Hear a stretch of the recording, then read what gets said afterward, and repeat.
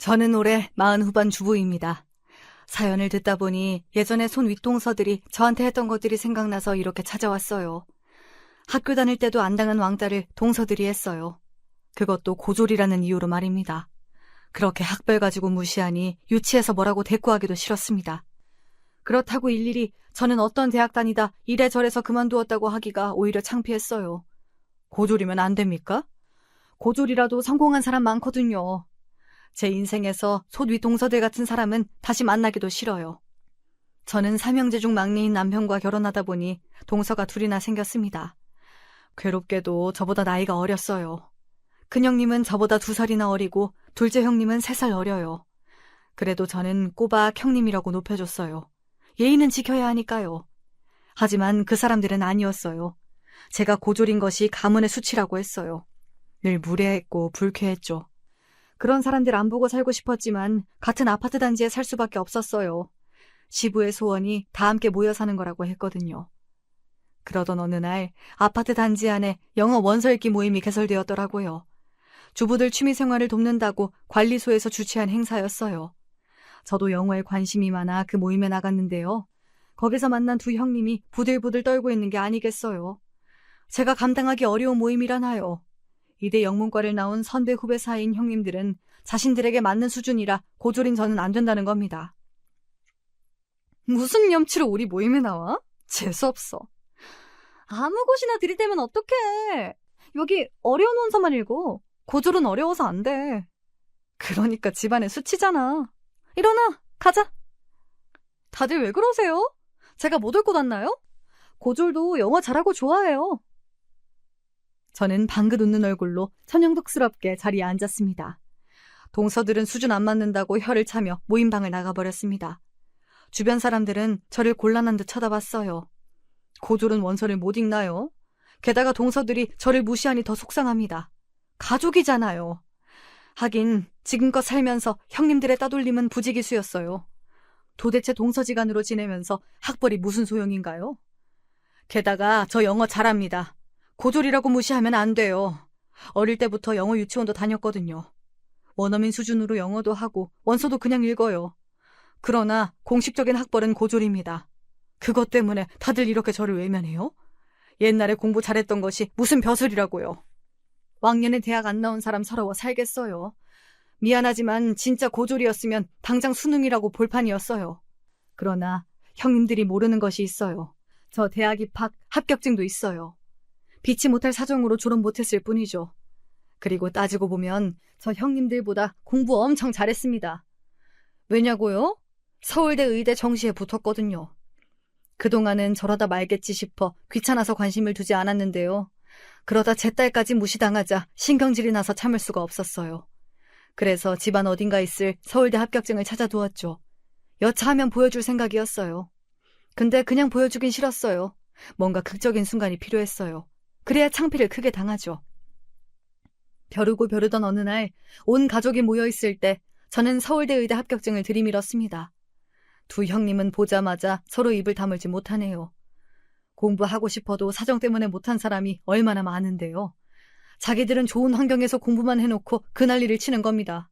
그거 누가 못해요? 그래서 서울대 입학한 제가 이대 입학한 동서들에게 사이다 한 벽씩 먹여드렸습니다. 제가 어떻게 했는지 들어보실래요? 저는 소위 파락군에서 태어나고 자랐어요. 유치원부터 고등학교까지 고액교육만 받았는데요. 자랑이 아니라 오히려 그런 고가의 교육들이 제 인생의 패착이 아닐 수 없어요.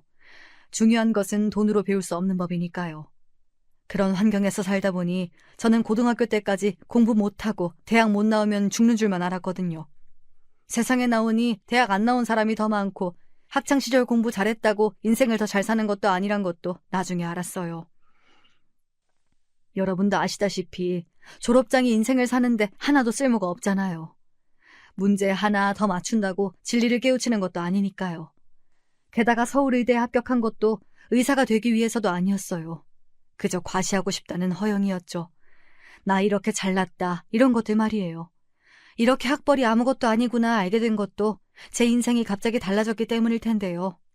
바로 아버지의 죽음이죠. 그 죽음이 아니라면 제 동서들과 다를 바 없는 사람이었겠죠. 지금도 보세요. 좋은 대학 나왔다고 인격이 훌륭한가요? 오히려 더 탐욕스럽고 독단적이죠. 동서들도 이런 부분을 깨우쳤으면 좋겠다고 생각했어요. 왜냐하면 우리 아이들이 보고 배울 수 있으니까요. 하여튼 제 인생이 달라진 것은 바로 아버지의 죽음이었어요. 아버진 개인 사업을 하셨는데 외국에다 우리 옷을 파는 일을 하셨어요. 제가 어릴 때는 사업이 번창해서 기사에다 식모에다 두세 명이나 집에 있을 정도였어요. 제 친모는 어렸을 때 돌아가셨는데요. 새엄마로 들어온 여자는 식모하고 나이가 똑같은 분이었죠. 계모라서 절 구박하고 이런 건 전혀 없었어요. 오히려 저랑 아버지 몰래 극장에도 가고 새벽에 야식도 시켜 먹고 친구처럼 지냈어요. 그러다 제가 중학교 입학할 무렵 남동생이 태어났는데요. 늦둥이 아기가 얼마나 귀엽던지 집안에 웃음꽃이 만발했어요. 게다가 제가 전교 1, 2등을 다툴 정도로 공부도 잘했고요. 제가 중학교 다닐 무렵에는 아예 입주 과외 선생님이랑 함께 살았어요. 그 언니도 서울 의대 다녔는데요. 아버지 고향 후배 딸이라고 하던데 대학교 붙고 나서 동네 잔치를 며칠간 열었다고 해요. 형편이 어려워 저희 아버지가 등록금도 주기로 했습니다. 선생님이 입주하면 24시간을 공부에 매진할 수가 있어요. 새벽 공부하다가도 궁금한 것이 있으면 바로 물어볼 수가 있어서 편리했어요. 새벽 5시에 일어나 영어 단어 외우고 수학 문제 풀다가 8시에 등교합니다. 종일 공부만 하다가 집에 오후 4시에 오면 새벽 1시까지 그대로 공부죠. 잠도 겨우 4시간 자고 말이죠. 그 과외 교사 말고도 학원 강사를 새벽에 집으로 불러 공부도 했어요. 아버지는 제 공부를 위해서는 뭐든지 다 해줬어요. 집도 제일 넓은 방이 제 공부방이었고요. 어린 동생도 울면 누나 공부 방해한다고 혼을 낼 정도였으니까요. 초등학교 때부터 제가 공부를 잘했기에 아버지 기대가 컸어요. 중학교 때 전교 1등 성적표를 보여주니 아버지가 울기까지 하더라고요. 가방끈이 짧아 스트레스를 많이 받았던 아버지라 더 그러셨어요. 형편상 공부를 못한 건데 그렇게 부끄러워하셨어요. 그런데 제가 공부 잘하니 너무나도 좋아하셨죠. 내 딸이 이렇게 공부를 잘할 줄 몰랐다. 정말 자랑스러워. 아버지가 하나 약속하마. 너 서울의대 가면 아버지 재산 다 준다. 변호사 오라 그래서 유언으로 남길 거야. 아버지, 남동생은 안 줘도 돼요? 서울의대 자신 있거든요. 여보, 저도 서울대 가면 줄래요? 당신도 참. 우리 머리가 텅텅 비었는데 어떻게 가능하냐? 어머, 나도 대학 나왔어요. 똥통대학 나온 거? 서울의대랑 비교를 마라. 아, 모르겠고 나중에 따말하기 없게 해요? 그래 임마. 너만 서울의대 가봐. 아버지가 발가벗고 시청 앞에서 춤을 춘다 쳐. 그렇게 아버지 기대를 한몸에 받고 저는 풍족하게 공부했는데요. 제가 고등학교 다닐 무렵 사업이 기울기 시작했어요. 아버지는 티를 내지 않기 위해 주변 사람들에게 돈을 빌렸나 봅니다.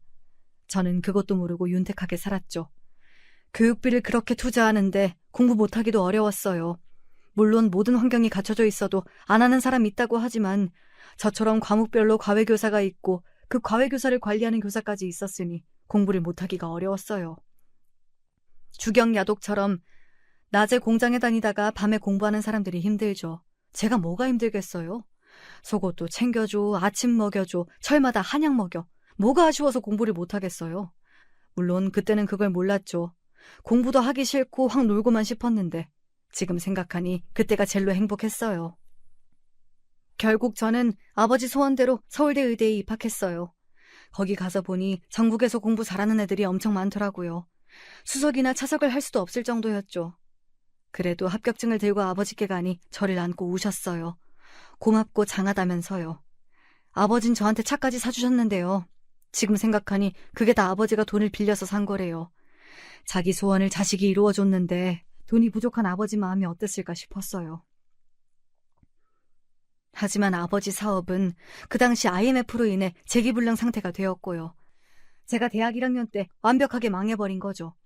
저는 그때까지 우리 집이 힘든 줄 전혀 몰랐어요. 철없는 부잣집 아가씨였죠. 나 미국 갈래. 왜 못 가게? 대학만 붙으면 마음대로 하라고 했잖아. 지금 말고 다음에 가, 어? 아버지, 왜 못 가게? 미국 서부 일주하고 오고 싶어.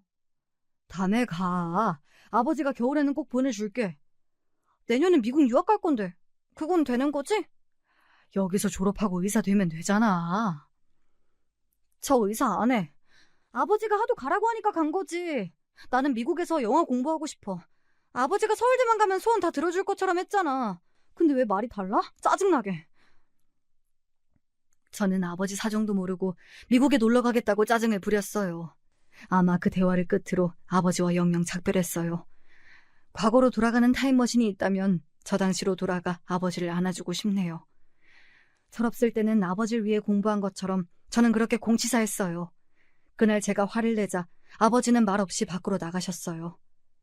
입 밖으로 내지 않았지만 친엄마가 살아있었으면 아마 보내줬을지 모른다는 생각까지 들었어요. 그런데 오후가 지났을까요? 저는 친구들이랑 밥이나 먹어야겠다 싶어 외출 준비를 하는데 식모 언니가 제 방으로 뛰어왔어요. 왜? 누가 들어오래? 큰일 났어. 사장님이 돌아가셨대.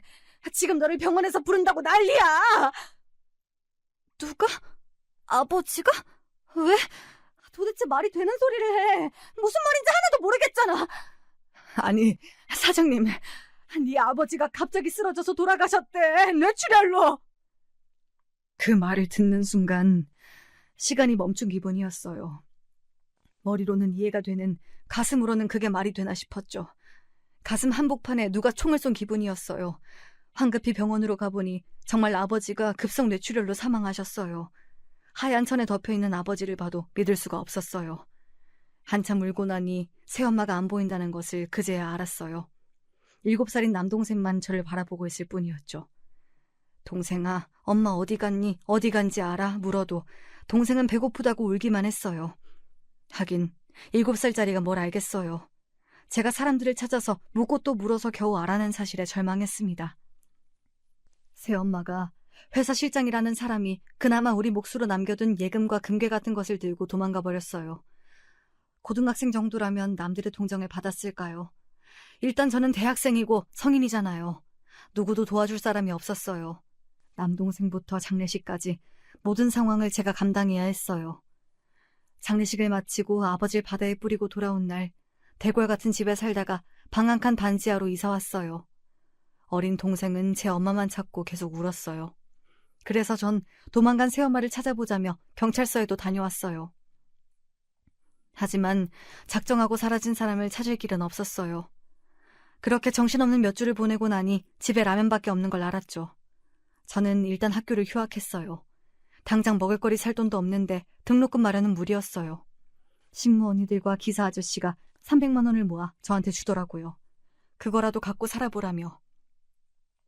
아버지의 지인들부터 친척까지 잘 살 때 득실거리던 사람들이 모두 사라졌는데 저는 언니들과 기사에게 허리 숙여 인사했죠. 아마 살면서 한 번도 그들에게 그렇게 허리 숙여 인사한 적 없을걸요. 이렇게 하루아침 실질적 가장이 된 저는 생활전선에 뛰어들었습니다. 저는 제가 좋은 대학에 합격했으니 일자리를 손쉽게 구할 수 있을 거라고 생각했지만 편의점이나 식당, 마트 같은 곳에서 일하기엔 서울대 의대 합격증은 도움도 안 됐어요. 실질적으로 경력이 없어 아무도 채용하지 않았죠. 더 부담스러워했어요. 결국 과외를 하고자 결심했지만 그 당시에 IMF니 과외를 하겠다고 공고문을 붙여놔도 연락이 없더라고요. 친구들에게 겨우 부탁해서 알아보니 입주 가정교사 자리밖에 없더라고요. 입주 가정교사를 하면 돈도 많이 받지만 동생 때문에 그러지도 못했죠. 몇 달을 고생하다가 겨우 중학생 여자애 영어와 수학을 가르치게 되었어요. 동생이 어린이집 가는 낮에 하면 좋겠지만 그게 쉽지 않았어요. 그래서 할 수 없이 동생을 재우고 몰래 집을 빠져나왔어요. 그런데 어느 날 과외를 마치고 집으로 가는 길 집 앞에 경찰관들이 있는 것이 아니겠어요? 아니 학생, 그 어린애를 혼자 두고 가면 어떡해. 하도 울어서 신고가 들어왔어. 근데 애가 문을 열 줄 알아야지. 그래서 문 깨고 들어갔어요. 오늘 이 집에서 못 자. 경찰차 안에서 울고 있는 남동생을 저는 그냥 꽉 안아줬어요. 동생은 저를 보더니 대성통곡을 하는 겁니다. 자다가 깼는데 제가 없으니 놀랬던 모양이에요. 반지하 현관문은 경찰관들에 의해 해체되어 있었어요. 저는 그날 동생과 함께 지구대 숙식실에서 잠이 들었습니다. 그러고 나니 동생은 절대로 제품을 떠나지 않았어요. 결국 과외도 그만두고 말았죠. 동생은 새엄마가 집을 나간 후에 정신적으로 불안정했어요. 오줌도 싸고 바닥에 기어다니는 퇴행에 밤에는 경기를 일으켰어요. 과외는 일단 접고 일단 동생을 돌보기로 했죠. 며칠 제가 집에 있으니 안정이 되긴 했어요. 겨우 달래서 어린이집에 보내곤 고졸이라고 하면서 낮에 편의점 아르바이트를 시작했어요. 평생 걸레를 빨아본 적도 없는데 공부보다 이런 일이 왜 힘든 걸까요? 게다가 남에게 싫은 소리 하나 들어본 적 없었던 저였는데 말이죠. 다짜고짜 반말하는 사람부터 시간 있니? 몇 살이니? 애인 있니? 이런 것을 캐묻는 아저씨까지 각양각색의 사람들을 만났어요. 아버지가 보여준 세상은 참 아름다웠는데 이런 것들은 날 것 그대로였어요. 그 후에는 식당 아르바이트도 하고 주유소에서 주유 알바도 했어요. 낮에 할 수 있는 일은 거의 다 했을 거예요. 솔직히 동생을 보육원까지 데리고 간 적도 있어요. 근데 돌아가신 아버지 얼굴도 아른거리고 그곳에서 울고 있을 동생 생각에 도저히 맡길 수가 없었어요. 이렇게 온실 속의 화초로 자라온 제가 잡초가 되어야 하니 고생이 이만저만이 아니었어요. 그러나 혼자였다면 다 이겨내지 못했을지 몰라요. 남동생이라도 있으니 서로 의지가 되었습니다.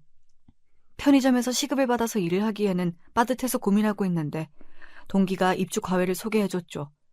동생 데리고 와도 좋다는 말에 저는 두말 없이 그 집으로 찾아갔어요. 가봤더니 서울 의대를 목표로 하는 여고생이었어요. 아버지가 의사라고 하는데 성적이 반에서 중간 정도 하는 애를 어떻게 서울대를 보낼지 암담하긴 했어요. 심지어 겪어보니 공부에 아예 관심이 없었어요. 여자애가 성질이 얼마나 더러운지 공부하다가도 물 떠와라, 창문을 열어라, 닫아라 말도 많더군요. 여자애 엄마도 성적이 한 등수만 떨어져도 그동안 뭐 했냐며 난리를 쳤어요. 알고 보니 진상을 저에게 맡긴 모양이에요. 선생님, 얘 성적은 언제 올라요? 제 생각에는 서울 의대 갈 성적은 아닌 것 같아요. 그런 게 어딨어. 그러니까 내가 입주 과외시키지, 안 그래? 공부할 생각이 없어요. 맨날 거울이나 보고 무조건 의대 고집하실 게 아니라 야, 너 나가. 어디서 감히 못 간다는 거야? 내가 너 불쌍해서 동생까지 데리고 있으라 했는데 웃기네. 거지 같은 고아들 주제. 아니 아줌마, 고아가 왜 나와요? 여기까지 가르친 비용 주세요. 그럼 나갈게요. 재수없는 것들이야. 꺼져! 저는 그날로 집을 나왔습니다. 반지하에서 동생이 피부병이 생겨 거기로 들어가진 못하고 여간방을 전전했죠. 새엄마랑 도망간 회사 실장도 원망스럽고 먼저 간 아버지까지 미웠어요. 새엄마는 도저히 찾을 수가 없더라고요. 찾을 시간도 없었고요. 결국 내년엔 복학해야지 마음을 먹다가도 동생이 아프기만 하면 허사로 돌아갔죠. 동생은 라면을 끓이다가 화상을 입기도 했어요. 제가 돈 번다고 나가면 꼭 그렇게 사고가 발생하더라고요. 게다가 심각한 우울증으로 동생은 시름시름 앓고 있었어요.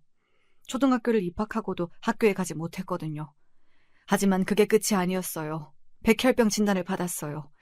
하늘이 노랗게 보였죠. 동생이 짐으로 느껴졌는데 막상 아프다고 하니 덜컥 겁이 났어요. 하늘 아래 가족은 이제 동생뿐이잖아요. 저는 낮에는 돈을 벌고 밤에는 동생 병원에서 숙식했죠. 제가 그렇게 강철 체력인 줄 몰랐어요.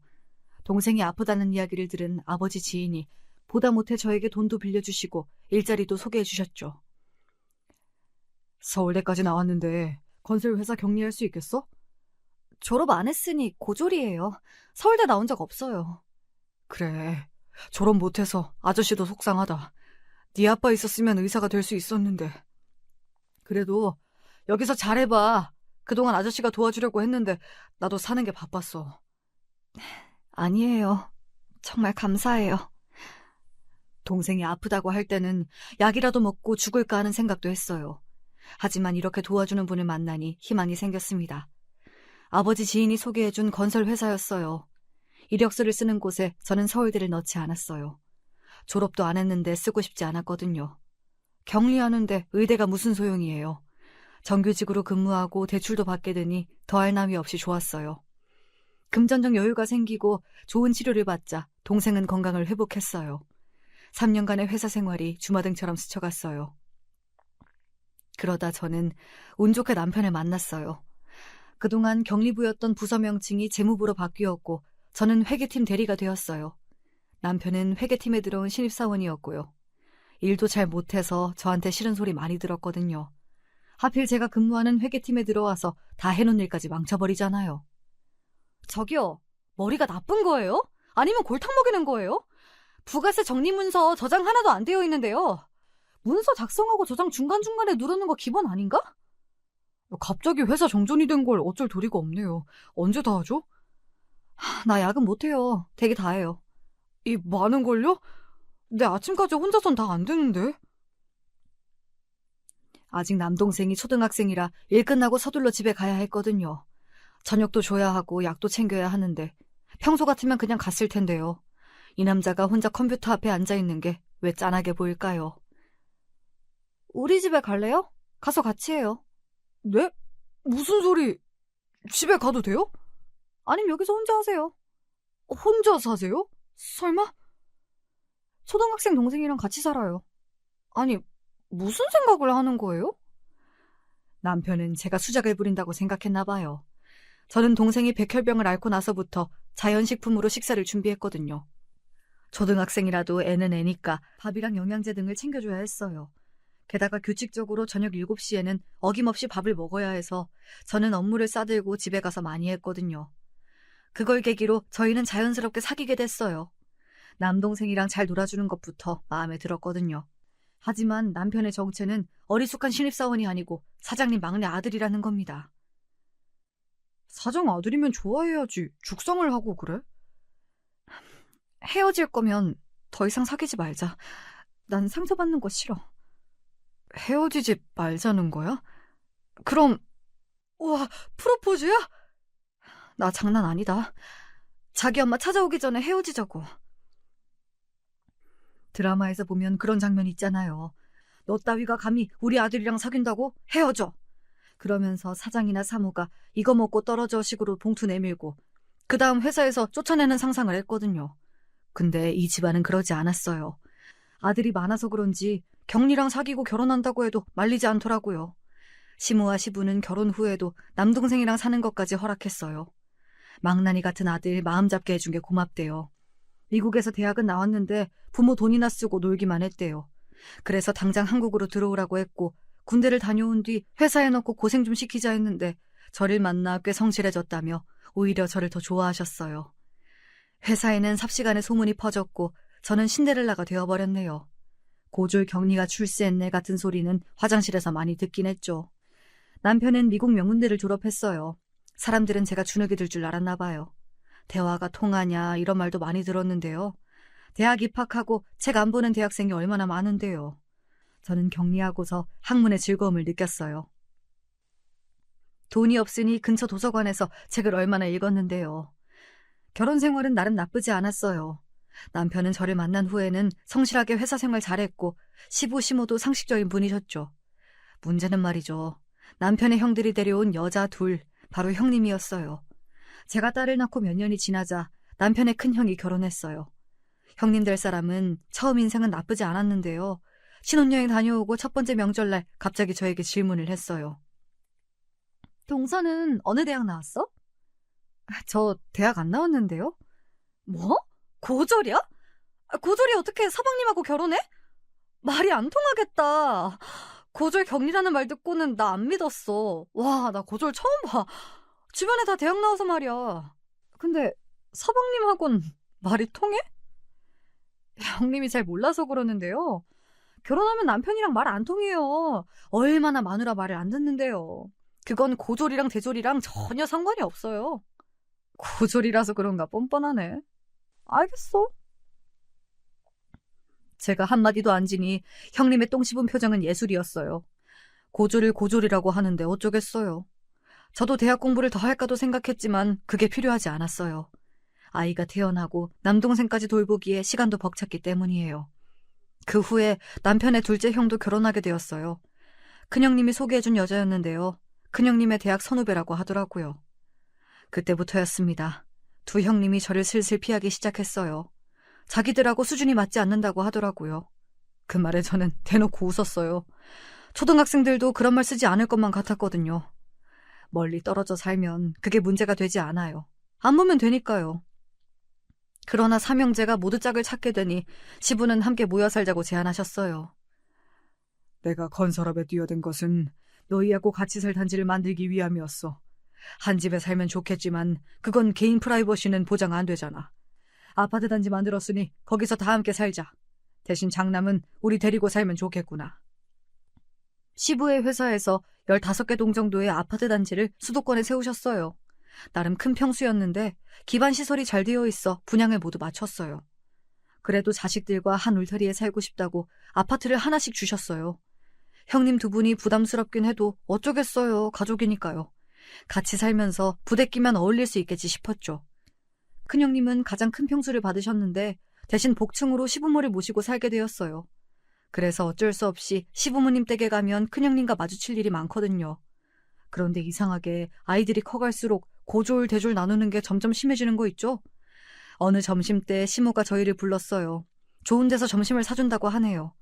어머님 차를 타고 한강이 보이는 호텔에 도착했어요. 맛있는 피자를 사준다고 이탈리아 식당에 모였거든요. 어머님, 오늘 점심은 제가 대접할게요. 맨날 좋은 것만 사주시고. 저번에 사주신 스카프도 너무 감사해요. 한정판이던데요. 친구들이 너무 부러워해요. 네, 어머님. 저도 스카프 오늘 하고 왔어요. 어때요? 그래, 어울린다. 막내는 어때? 마음에 드니? 저는 못 받았는데요. 무슨 소리야? 저번에 내가 줬잖아. 저번주 분리수거 할 때. 그때 쓰레기 주셨지. 스카프는 없었어요. 어머, 내 정신 좀 봐. 스카프 전해준다는 거 제가 깜빡했어요. 미안해, 동서. 매번 이런 식이었어요. 시모가 막내도 갖다 줘라 하는 게장이나 보리굴비 이런 것들 하나도 오지 않았어요. 시모가 잘 먹었니 물어보는 문자를 보고서 제가 안 거죠. 그래서 달려가 왜 안 주세요 하면 그제 어머머 하면서 다 먹었다고 하는 겁니다. 자기가 애 낳고 건망증이 심해졌다고 하면서요. 주기 싫어서 그런 거 다 아는데 그렇게 시치미를 딱 떼더라고요. 어머니, 이제 그런 거 있으면 저 직접 주세요. 형님들 자꾸 깜빡하세요. 저보다 어리신데 말이에요. 그래, 그럴게. 스카프 오렌지색이라 막내한테 잘 어울릴 텐데. 네. 찾아서 꼭 전해줄게요. 어머님은 마음이 넓으세요. 제가 아는 집은 며느리 될 사람 전문대 나왔다고 하니 반대하고 난리였는데 말이에요. 왜요? 자식 낳았는데 머리가 돌이면 어쩌냐고. 영어 원서도 하나 못 읽어주잖아. 우리랑 같겠어? 에이, 설마요. 학벌도 유전데요? 살다가 처음 듣네. 전국 전문대 연합에서 형님 잡으러 오겠어요? 동서, 내 말은 그게 아니잖아. 교육 환경이 다르다는 거지. 우리처럼 영문과 나와서 영어 읽어줘야 조기 교육이 되지. 이대 영문과 나왔다고 영어 다 잘하진 않던데요? 저는 내내 잠자코 있다가 하도 기가 막힌 말 하길래 쏘아 붙였어요. 동서, 말이 너무 심하다. 이대 영문과 나오려면 반에서 2, 3등은 해야 돼. 전교에서 1등, 2등 아니잖아요.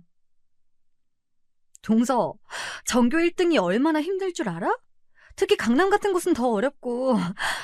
잘 모르면 그냥 가만히 있어. 어머니도 영어 하시죠? 그래, 기본적인 건 하지.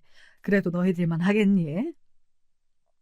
저번에 텔레비전 보니까 초등학교도 안 나온 할머니가 영어 공부해서 영어책도 읽던데? 자기가 하기 나름이죠. 시험 한번 잘 보고서 평생 똑똑한 척하면 되겠어요? 서울대 나와도 바보 같은 사람 많아요.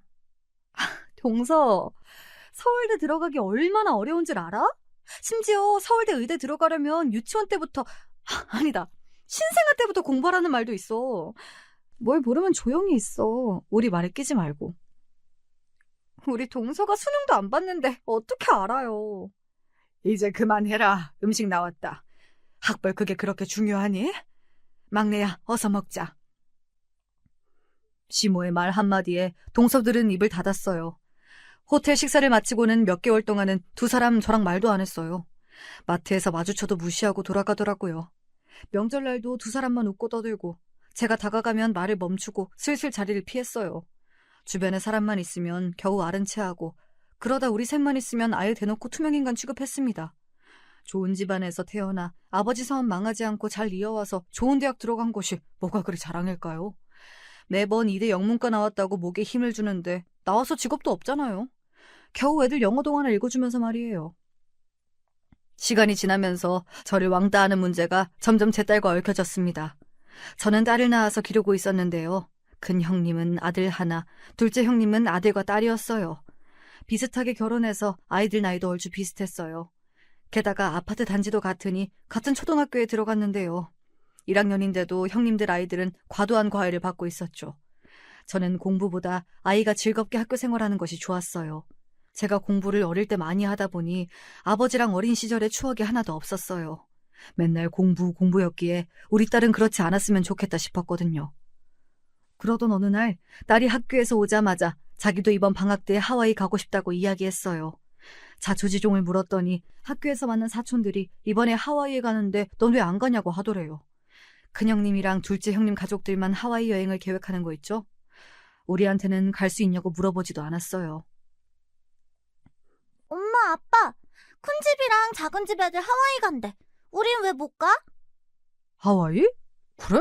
그러면 우리도 끼워달라고 하자. 돈 내면 되잖아. 이대 동문을 위한 어린이 영어 캠프래. 지금 물어봤어. 가족 중에 이대를 나와야 하는 거래. 난 이대 나와서 안 된대. 웃기네. 동문을 위한 캠프가 어딨어. 아니다. 너 갈 수 있다. 할머니 손녀잖아. 어머니 이대 나오셨어? 응, 이대 영문과. 형수들이랑 동문이잖아. 저는 조금 당황했어요. 어머니는 한 번도 티를 낸 적이 없었거든요. 하마터면 그 대학에 대한 안 좋은 인상을 가질 뻔했어요. 그럼 그렇죠. 두 형님이 이상한걸요. 남편 말대로 친할머니 덕분에 그 영어 캠프에 갈 수 있지 않냐고 형님들에게 문자를 보내니 답도 없더라고요.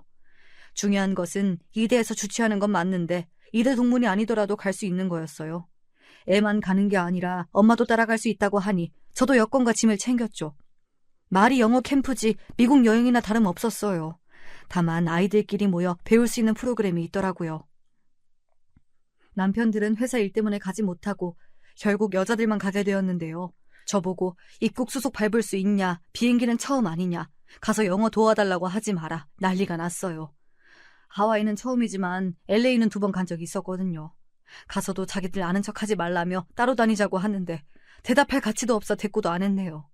그런데 하와이 가는 내내 자꾸 묻는 거예요. 창피하다고 옆에 있지 말라면서요. 가면 친구들 있으니까 동서, 우리 아는 척하지 말자. 왜요? 제가 전염병 환자예요? 그게 아니라 다들 대학 나왔어. 그런데 자기는 고졸인데 괜히 기분만 나쁘잖아. 이러지 마세요. 고졸 타령 그만 좀 하시라고요. 한 번만 더 하시면 저 안 참습니다. 비행기 안에서 체면 떨어지고 싶어요? 또 고졸 타령하면 머리채라도 잡을 거예요. 그러니 입 좀 닫아주세요. 닥쳐요, 제발. 비행기 안에서 제가 오히려 그들을 멀리했어요. 애들 교육상 하나도 좋지 않잖아요. 어른들이 대놓고 사람 무시하는 장면 보여주는 것이 얼마나 비교육적인데요. 그때 결심했죠. 저런 것들하고 상종을 말자고요. 다행히 딸아이는 하와이에서 즐겁게 지냈어요. 생활영어 중심으로 동화를 많이 읽어준 보람이 있더라고요. 수영장에서 미국 애들과 한국 애들을 섞어놓고 놀면서 영어 배우는 시간이었는데요. 우리 딸은 허물없이 어울리며 영어도 곧잘했어요.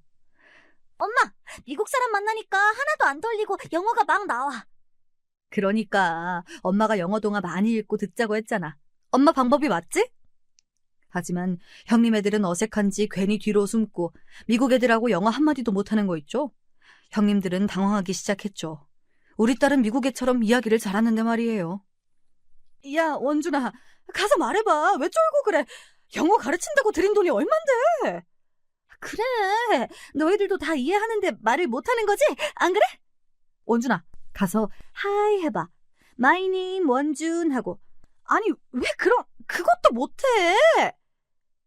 이것들아, 미국 중학교 교과서를 읽으면서 왜 가서 말을 못해? 응? 그러니까 그런 과외 필요 없다고 했잖아요. 영화도 보고 노래도 듣고 해야 언어 감각이 늘죠. 이럴수록 애한테 화내면 안 돼요. 영어가 즐겁구나 이런 생각을 심어줘야 하는 건데. 원준이 봐봐요. 긴장해서 더 말 못하지. 일부러 약 올리려고 그런 건 아니었고요. 애들은 주눅 들었는데 자꾸 재촉하니까 제가 옆으로 가서 한마디 거들었어요. 그것도 듣기 싫은지 형님들은 애들을 데리고 다른 곳에 가버렸어요. 그러면 그럴수록 우리 딸은 캠프에서 가장 영어를 잘했어요. 그렇게 하와이에서 시간이 지나갔어요. 제가 겁도 없이 잘 다니니까 작은 형님이 옆에 와서 또 그러더라고요. 가만히 보니까 동서는 고졸이라서 겁이 없지? 나는 문법이 먼저 떠올라서 말이 안 나와. 동서는 그래도 대화한다, 미국 사람이랑. 형님, 고졸 타령 그만하랬잖아요! 내가 소리를 크게 지르니 그제야 알았다는 듯이 자리로 돌아갔어요. 사람들이 생각이 있으면 머릿속에 맴도는 말이 그대로 입으로 나오지 않을 텐데요. 두 형님은 아무 생각이 없는 것이 분명했어요. 필터 없이 말하다니 정말 불쾌했어요. 하지만 타국에서 싸워봤자 감정만 상하죠. 한국에 가면 가만두지 않겠다고 다짐했어요. 캠프 마지막 날은 부모들과 행사에 참여했어요. 큰 강당에 모여 그동안 어떤 활동했는지 영상도 보여주고 학부모 대표로 나와서 영어책을 읽어줄 사람을 뽑는데요. 잘난 이대 영문과 나온 사람들이 많으니 어디 얼마나 영어를 잘하나 지켜볼 양이었는데요. 갑자기 큰 형님이 바로 저를 추천하는 게 아니겠어요. 말리 타국에서 저를 망신주고 싶은가 봐요. 여기요, 여기. 이 사람이 해보고 싶대요. 사람 많은 데서 갑자기 소리를 쳤어요. 바로 한 달 전 영어 원서 모임을 제가 왜 나갔는지도 잊었나 보죠. 영어가 되니까 원서 모임에 가죠. 영어 유치원 수재인 나를 뭘로 보고 나가라고 하는 건지 저는 알겠다며 단상으로 올라갔습니다. 동화는 쉬운 내용이었어요. 제가 척척 읽어가니 형님들의 표정이 서서히 굳어져가는 꼴이 우스웠어요. 내가 못하고 당황할 줄 알았나 봐요. 고졸이라고 무슨 알파벳 모릅니까? 고등학교 때 영어 배우잖아요. 그렇게 하와이 여행을 마치고 한국에 돌아왔는데요. 형님들은 아이들을 더 닥달해서 공부를 가르치기 시작하더라고요. 그렇게 시간이 지났는데요. 어느 날 딸이 울면서 집으로 들어왔어요. 저는 무슨 일인지 물었죠. 듣고 보니 피가 거꾸로 솟는 겁니다. 저는 남동생한테 딸을 맡기고 큰형님 집으로 찾아갔어요. 형님, 애들 이야기 들었죠? 뭐 하는 거예요? 놀지 말라니요. 왜요? 자기가 몰라서 그렇지. 이 동네 사람들 다 알아. 자기 고졸 격리라면서 미국 명문대 나온 서방님 꼬신 거. 그러니까 놀지 말라는 거지. 엄마가 그렇게 못 배우고 천박하니. 사과하세요. 우리 딸하고 저한테도 집에 원준이 있죠? 나오라고 하세요. 두 사람 다 사과해요. 고졸을 왜 무시하는 줄 모르겠고요. 경희도 왜 무시해요? 목소리 낮춰. 어머니 계셔. 잘됐네요. 어머니한테 여쭤볼게요. 그때 소란을 듣고 아래층에서 어머니가 올라오셨어요. 형님은 어쩔 줄 몰라 했고요. 제가 이야기를 다 했더니 가서 딸도 데리고 오라는 겁니다. 그래서 제가 딸을 데리고 온 사이 원준이가 크게 혼나고 있더라고요. 작은 어머니 죄송해요. 원희야 미안해. 다시는 안 그럴게. 그네 넌 왜 안 하니? 네, 동서 미안해.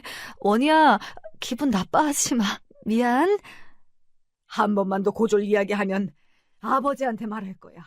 어떻게 되는 줄 알지? 이 집 다 물려받고 싶으면 조심해라. 그네야.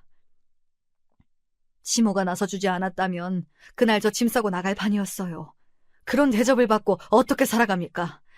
그날 밤 딸아이가 제 품에 안겨 묻더군요. 엄마, 고졸이 나쁜 거야? 나쁘긴? 고등학교 졸업했다는 뜻이야. 더 쉬운 말로 고등학교 공부 다 했다는 뜻. 욕 아니네? 큰엄마는 왜 그래? 큰어머니는 자랑거리가 대학밖에 없어서 그래. 그 이후부터는 고졸 타령은 조금 줄어들었어요. 형님들을 만날 기회를 저도 줄였고요. 남편도 나중에 큰형님, 작은형님들 따로 만나서 다시 그런 말 들리지 않게 해달라고 했어요. 아주버님들도 노발대발 대신 그런 일 없게 하겠다고 했고요. 하지만 두 형님의 교만이 있는 한 언제 터질지 모르는 시한폭탄이었습니다. 회계 담당 직원이 임신해서 출산 휴가 갔어. 당신이 좀 도와줘. 남편의 말에 저는 다시 일을 시작했어요. 3년 만이었어요. 결혼 후에도 계속 일을 하긴 했거든요. 처음에만 일이 서툴고 어려웠지 적응되었습니다. 남편은 예전에 어리숙한 신입사원이 아니었어요. 재무팀을 총괄하는 본부장이 되어 있었어요. 중형 건설 회사지만 규모가 점점 커지고 있다가 보니 믿고 맡길 사람이 필요하대요. 시부는 제가 다시 회사에 나오길 바라셨어요. 그리고 높은 직책을 주시겠다는 겁니다. 재무실장이라는 직책을 주셨어요. 회계팀과 자금팀을 총괄하는 업무였어요. 막내는 역시 달라. 똑똑해. 3년 쉬고도 와서 일 처리하는 거 봐라. 우리 회사 인재 중에 인재다. 얼마나 일 시키시려고 띄워주세요. 아주 많이 시켜 먹어야지. 자금 관리가 무엇보다 중요하잖아.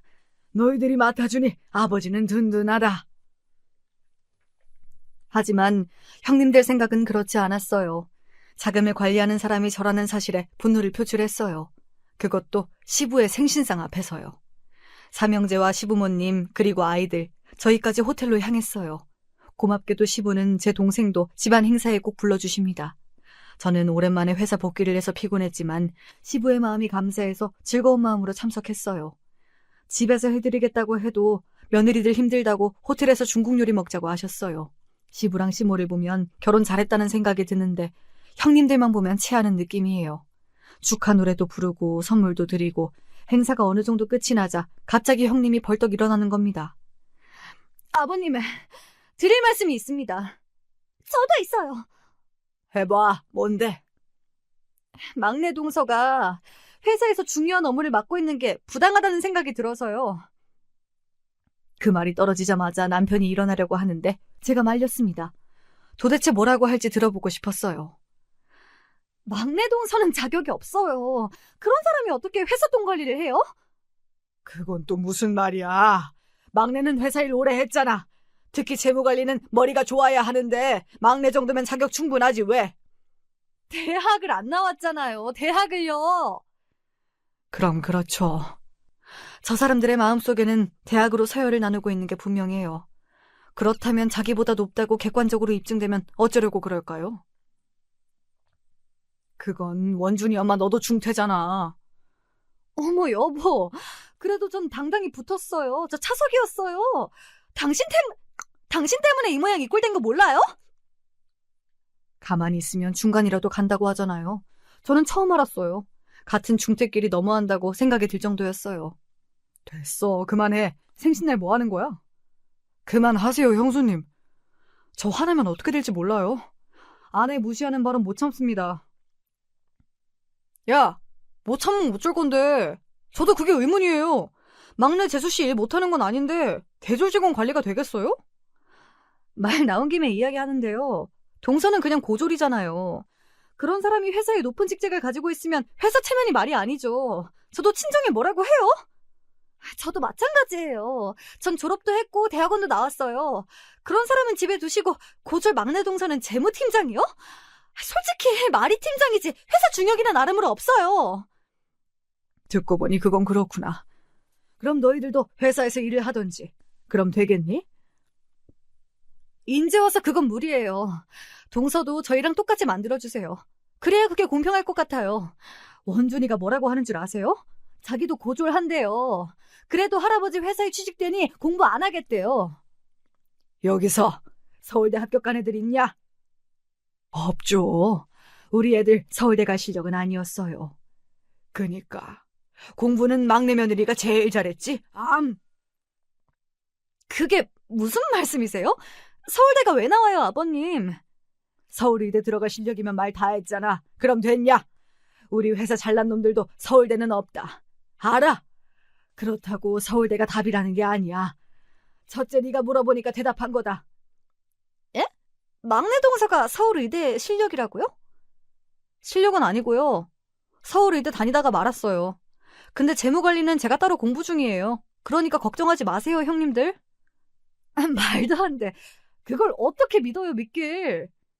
합격증 있는데? 그것도 안 믿으시면 말고요. 아님, 입학식 사진이라도 보여드려요? 제가 아무리 믿어달라고 해도 두 형님은 막무가내였죠. 호텔에서 차를 타고 우리 집에 오셔서 서재 안에 서랍을 열어 오래된 합격증을 보여드리니 아무 말도 못하고 각자 집으로 돌아가셨네요. 그럼 우리 엄마가 이긴 거야? 아니야. 엄마가 큰엄마, 작은엄마보다 공식적으로 공부를 더 잘했을 뿐이야. 어쩐지 속이 시원한 느낌이 들긴 들었어요. 웃긴 건 그 이후 두 형님 사이가 점점 멀어졌다는 사실이에요. 형님도 고졸이면서 막내 동서만 뭐라고 했어요? 정말 불쾌해요. 입학한 거면 졸업이랑 같은 거지, 그게. 그럼 막내 동서는 서울의대 졸업이에요? 창피하게 이게 뭐야. 저 형님이랑 이야기 안 하고 싶어요. 저 가요. 주차장에서 두 사람이 싸우는 걸 본 남동생이 이야기해준 거예요. 고졸이니 중퇴니 자격 미달이다 다들 말씀이 많아서 저도 대학에서 회계 공부를 시작했어요. 물론 서울대는 아닙니다. 그동안 졸업장이 뭐가 중요하냐 했지만 결국 자격이 필요한 거니까요. 제가 입학증서를 형님들에게 보여준 그 일, 벌써 수년 전 일이에요. 저는 회계 업무로 대학을 졸업했어요. 제가 공부를 계속하니 자연스럽게 우리 딸도 공부를 잘해 서울대에 들어갔어요. 의대는 아니고요. 공문과에 들어갔는데요. 자기가 하고 싶은 공부가 있대요. 큰 형님 아들은 결국 대학 입시에 실패해서 해외로 떠났고요. 둘째 형님 아이들은 재수에 삼수하고 있고요. 저는 계속 회사에 다니면서 점점 승진했어요. 질투가 심한 두 형님은 학벌이 중요한 것 아니라고 아무리 이야기해도 달라지진 않았어요. 그래도 자식들이 커가니 입은 조심하더라고요. 제 남동생도 원하는 대학에 들어갔고 나름대로 자리를 잡았습니다. 새엄마는 다른 사기죄로 감옥에 있다는 것만 들었습니다. 가끔 두 형님이 우리 딸 서울대 들어간 걸 너무 부러워하더라고요. 괜히 목에 힘을 주면서 살고 있어요. 지금까지 제 이야기 들어주셔서 감사해요.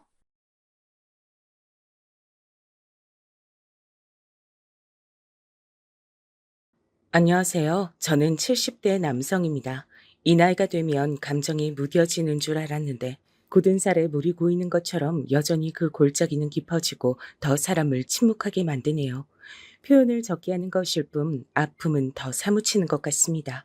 제가 여기 사연을 보내게 된 건 아마도 저와 동년배의 분들이 많으실 거고 자식둔 부모로서 들어주실 것 같아서 보내봅니다.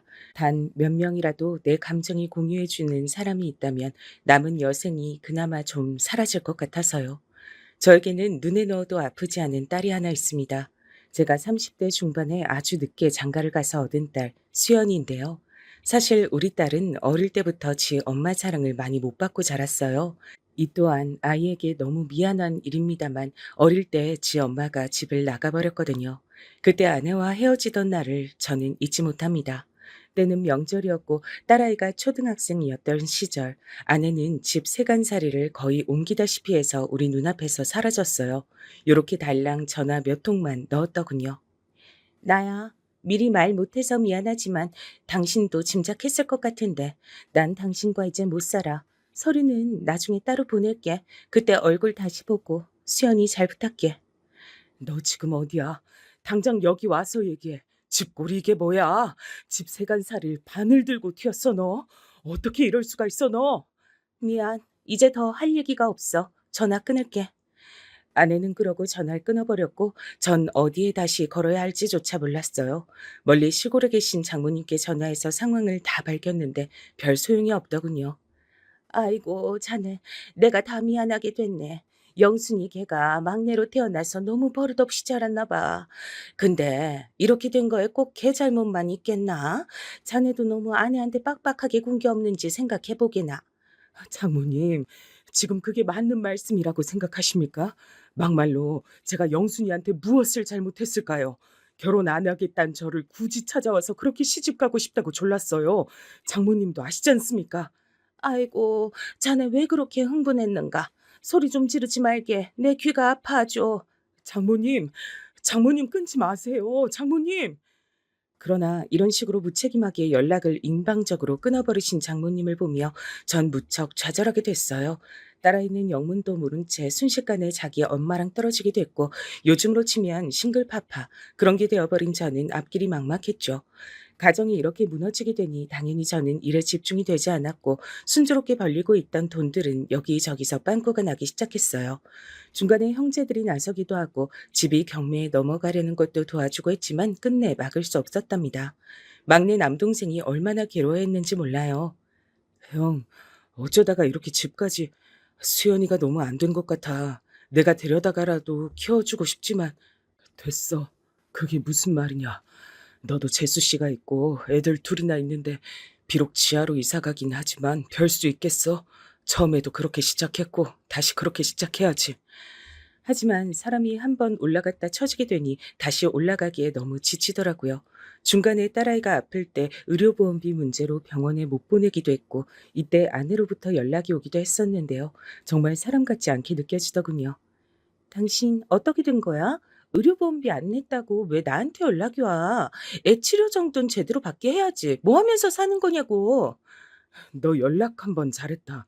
그래, 이혼하면서 네가 진 카드비 때문에 하자고 하더니 애 키우는데 네가 한 일이 뭐가 있어? 애 밥값이랑 옷값이라도 대줘봤어? 아님 사춘기 네 딸 이제 이런저런 변화 와서 힘들어하는데 애미라고 나타나서 한 번이라도 안아준 적이 있어? 에휴, 또 이런다. 누가 싸우재? 내 말은 의료보험비 좀 따박따박 내라는 거야. 이런 걸로 신경 쓰이게 하지 말고.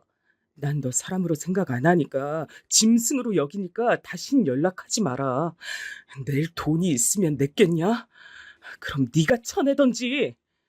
저는 정말 하루하루 아내에 대한 분노로 잠을 이룰 길이 없었어요. 그럼 안 됐는데 지금도 땅을 치고 가슴을 치고 후회하는 것은 죄 없는 딸에게 너무 쥐엄마 험담을 많이 했단 것입니다. 저도 인간이기에 견딜 수가 없어서 그런 것도 있지만 딸아이에겐 엄마인데 제가 너무한 것 같아요. 네 엄마가 그렇게 짐을 다 들다시피 하고 날라버려서 아빠는 살 의욕을 잃었어. 앞으로 어떻게 하면 좋을지 모르겠다. 집도 이렇게 작은 데로 왔고 일하느라 계속 바쁠 거야. 수연이 너도 혼자 있는 날이 더 많을 거고. 아빠, 우리가 갑자기 왜 이렇게 된 거야? 엄마만 탓하면 해결될 수 있어? 엄마가 다시 보고 싶은 건 절대 아니야. 근데 갑자기 이렇게 집이 줄어들고 내가 전학을 가야 하는 상황이 우울해. 이러면서 딸은 얼마 안 가 그만 못 참고 통곡을 하더라고요. 이혼과 동시에 제 삶도 딸의 평온한 일상들도 시간이 지날수록 점점 무너져 내렸어요. 아내는 어디서 어떻게 사는지도 모르게 멋대로 살고 있었고요. 그렇게 어찌어찌 시간이 지나 딸아이가 20대 중반이 됐을 무렵 그때도 아내는 염치 없이 전화를 걸어왔어요. 딸을 만나고 싶어 했지만 이제 딸이 거부했답니다. 엄마가 무슨 낯으로 연락했는지 모르겠어. 난 아빠가 너무 고생한 게 불쌍해서 엄마가 아무리 날 낳아줬다지만 만나기 싫어. 연락하지 말아줘, 엄마. 그러자 이 말에 아내는 또 저에게 전화를 걸어 난리가 났어요. 하지만 저도 다 무시해버렸고 그저 딸만이 행복하길 바라면서 살았답니다. 한 번 구겨진 형편은 다시 펴지질 않더라고요. 저도 아내를 용서하고 싶었지만 그럴 수가 없었어요. 제 삶이 너무 고되고 필요했으니까요. 오죽하면 중간에 딸조차 이런 제안을 할 정도였답니다. 아빠, 이제 아빠도 나이가 있고 좀 더 있으면 환갑이고 칠순일 거 아니야.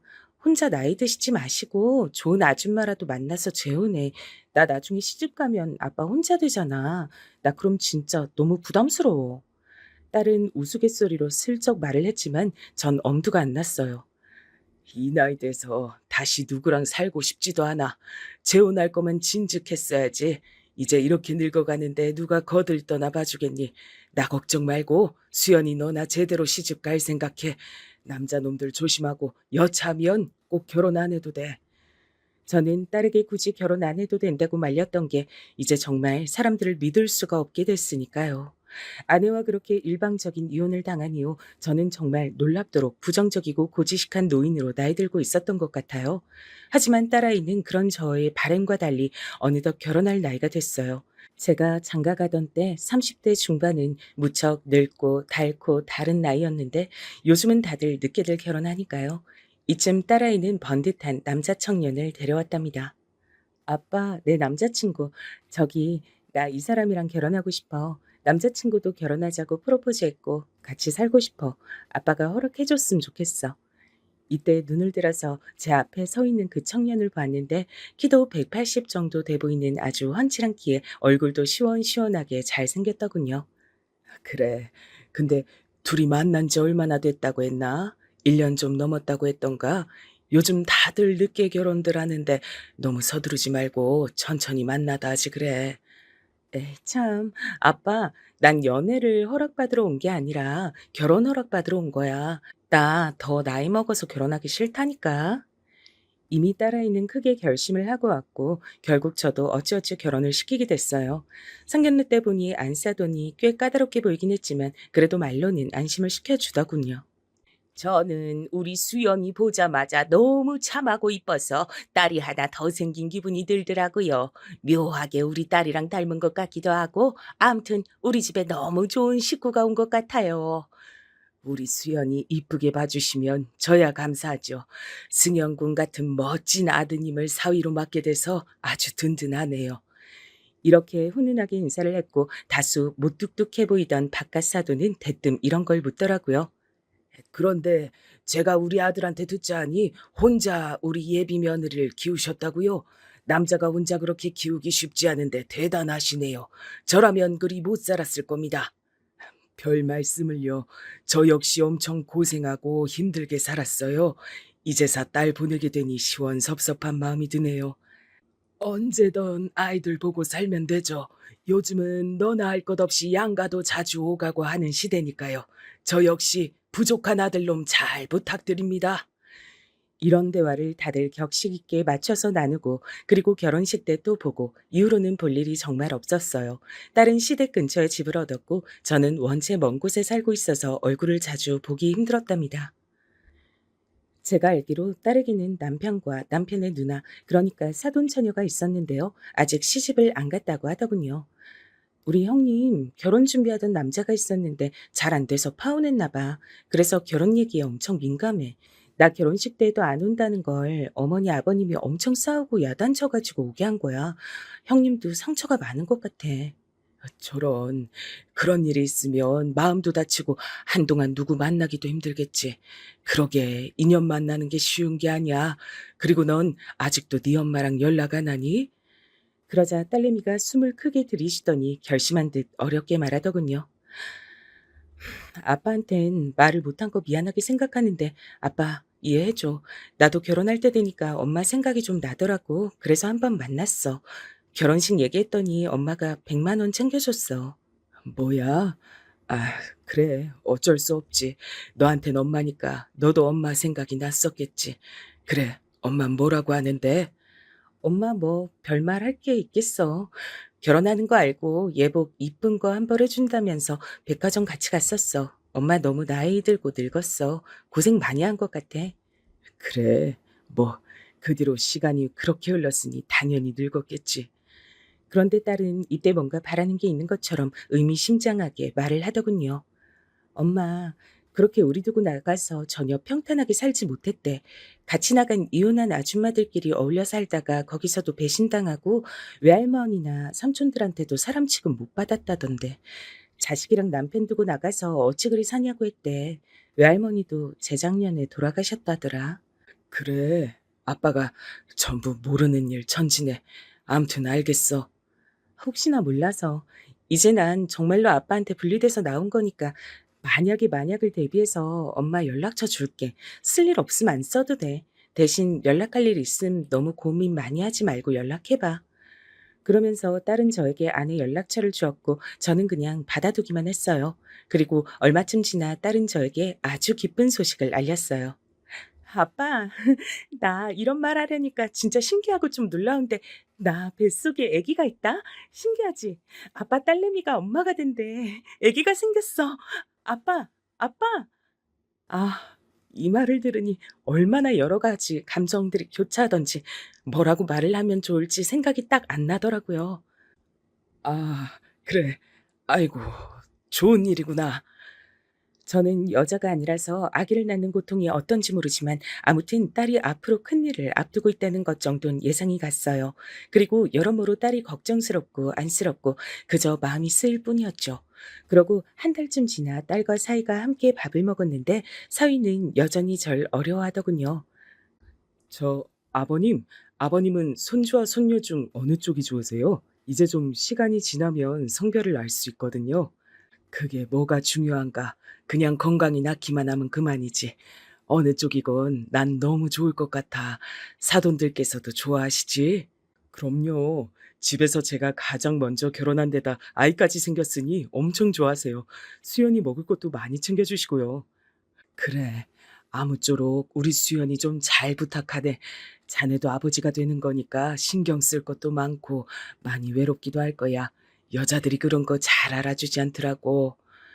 그러면서 저는 사위 옷 매무새를 한 번 더 다듬어 주었고 이제 막 초기에서 안정기로 넘어가는 딸의 뒷모습을 보며 여러 생각에 잠겼답니다. 아내로부터 제품으로 넘어와 눈도 못 뜨고 간신히 울어가며 몸을 부르르 떨어대던 그 아기가 한쪽 부모가 없는 상황에서 참으로 어렵게 자랐으니까요.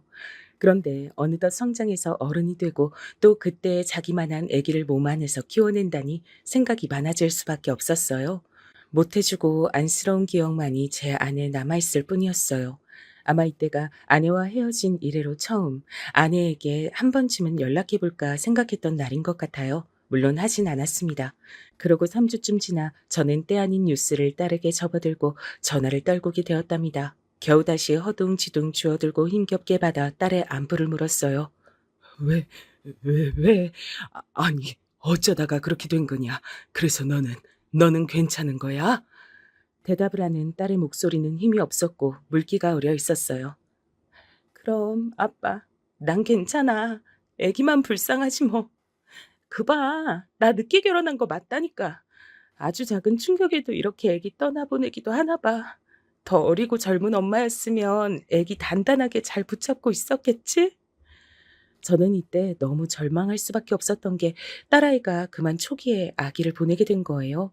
이유는 뭐 그냥 종잡을 수가 없다지만 너무 힘들어하더라고요. 당시에 저는 사위에게 전화를 해볼까 하다가 딸이 엄청 말리길래 그만뒀어요. 전화해서 뭔 말을 할 게 있어, 아빠. 뭐 사위 붙잡고 통곡이라도 하고 위로라도 하게? 우리는 우리가 알아서 잘 소화시킬 테니까 아빠 너무 걱정하지 마. 난 나대로 추스르면 되니까. 그러면서도 딸이 너무 안쓰러웠고 얼마간 딸에게 가끔씩 전화해서 어찌 지내는지 물었어요. 나 잘 있지 뭐. 사실 좀 쉬어가고 싶은데 어머니 아버님은 아기가 빨리 보고 싶으신가 봐. 아마 더 늦으면 더 안 생길까 봐 걱정돼서 그러시는 거겠지. 아니, 나한텐 네가 더 중요한데 뭔 소리냐. 아직 몸 회복한 지 얼마 안 됐는데 그렇게 빨리 애를 가져서 어쩌려고. 그러다 몸 망가지는 거 아니냐? 에이, 아빠 또 오버한다. 너무 걱정이 많아서 탈이야. 보통 이렇게 보내고 난 뒤에 아기가 더 잘 들어서기도 한데 아기 천사가 오면 축복이고 아님 좀 더 기다리란 뜻으로 알아야지. 아빠, 나 이제 좀 쉴게. 그러면서 딸아이는 전화를 끊었고 전 근처에 살아서 뭔가를 해줄 수 없음이 너무 가슴 아팠어요. 결국 이렇게 따져보면 또 저의 경제적인 형편이 마음에 걸리고 돈이라도 여유 있었다면 딸 근처에 살면서 도왔을 텐데 너무 많은 것들이 절 힘들게 만들더라고요. 그러다가 명절날이 되었는데 결혼하고 첫 명절인데 딸한테 가타부타 연락이 없는 거예요. 제가 먼저 사위에게 전화했는데 그간 연락을 안 해서 그런지 서로 뭔가 어색하고 찬바람이 불었어요. 자네 잘 있었나? 이번에 수연이가 자네랑 온다고 얘기했던 것 같은데 벌써 다음 주인데 아무 말이 없네. 수연이 어디 아픈 건 아니지? 아, 그래서 저한테 전화하셨군요. 네, 아버님, 수연이 지금 자는 것 같아요. 몸이 많이 약해졌는지 자는 날들이 많네요. 저는 이렇게 전화를 끊긴 했지만 확실히 딸아이로 인해서 불안해지는 감정이 많아졌어요. 연락도 잘 안 받고 아무래도 그때 아기를 보낸 일로 많이 우울해하는 것 같더군요. 보다 못한 저는 사위에게 제법 긴 문자를 보냈답니다. 대충 우리 딸한테 잘해달라는 내용이었어요. 수연이가 원체 몸이 약한데 그 일을 겪고 나서 더 많이 우울해하고 힘든 것 같네. 자네도 가장으로서 힘든 일이 많겠지만 둘이 서로 도와가면서 잘 살았으면 좋겠네. 이런 식으로 길게 써서 보냈지만 사위는 읽고도 바쁜지 답이 없더라고요. 그 이후로 딸은 가끔씩 연락이 되긴 했지만 저희 집엔 잘 오지 않았고 계속해서 건강이 안 좋다는 말만 했어요. 아빠, 별건 아닌데 내가 요즘 몸이 너무 안 좋아서 약을 먹고 있어. 언제 기운 좀 차리면 아빠네 놀러 갈게. 걱정하지 말고. 그래서 전 그런가 했는데 이게 웬걸요. 딸아이가 괜찮다고 하면서 약속은 몇 번 미뤘고 가끔씩 전화 통화만 하면서 지냈는데요. 그러다가 폭설이 내리고 한파에 치달았던 어느 날 전 딸이 아닌 사위로부터 다급한 전화 한 통을 받게 됐답니다. 잠깐 자네 그게 무슨 우리 수연이 말하는 건가? 수연이가 어찌 됐다고? 저기 네 아버님 지금 바로 오셔야 할 것 같습니다. 사위는 아주 달달 떨리는 목소리로 힘겹게 말을 했고 전 전화를 내려놓고 몸을 움직일 수가 없었어요. 그냥 오늘 날씨는 유독 을씨년스럽게 춥고 이따 퇴근하면 어떻게 몸을 녹이면서 뭘 할까 정도만 생각하고 있던 아침이었어요. 그런 날에 딸이 어젯밤을 기점으로 해서 사망한 것 같다는 연락을 사위로부터 받았어요. 저는 방바닥에 발이 묶여버린 사람처럼 일어날 수가 없었어요. 그러고 택시를 타고 움직이는 길에 그때 처음으로 거의 수십 년 만에 딸아이가 주었던 전 아내의 연락처로 전화를 걸었어요. 여보세요? 누구세요? 나야, 수연이 아빠. 그러자 아내는 잠깐 숨이 멎은 듯 말이 없더니 겨우 그러냐고 답을 하더군요. 이때 저는 더 어쩔 것도 없이 말이 마구 튀어나와 제어가 되지 않았어요. 지금 당장 와야 해. 수연이가 나도 지금 연락을 받았어. 당신 지금 와야 해. 응? 무슨 소리야? 당신 말을 좀 알아듣게 해. 수연이가 하늘나라에 갔대. 사위한테 연락받았어. 아, 그게 무슨 말이야? 세상에, 말도 안 돼. 어디라고 지금? 이리하여 저와 아내는 정말 얼마 만에 얼굴을 마주한 건지 모르겠더라고요. 하필 그렇게 해서 만나게 되는 계기가 우리 둘 사이의 유일한 공통점이었던 우리 수연이 때문이라니. 게다가 그 수연이는 우리 곁에 없다니 말이 되나요? 장례를 치르면서 저와 아내는 그 어떤 언쟁도 하지 않았어요. 저도 처음에는 아내가 저를 보자마자 제 탓을 하지 않을까 싶었어요. 제 탓을 하는 자체가 이상한 거지만 워낙에 상식이 없는 사람이니까요. 하지만 아내는 와서 되도록 울지 않았고 이래저래 감정을 드러내지 않고 사람들을 맞았어요. 침울한 얼굴의 사위를 그날 처음 본 아내는 많이 묻지도 않고 형식적인 것들만 제게 묻더라고요. 수연이한테 마지막 연락이 애기 보냈다는 말만 들었는데 그게 이유인 거야? 글쎄, 나도 모르겠어.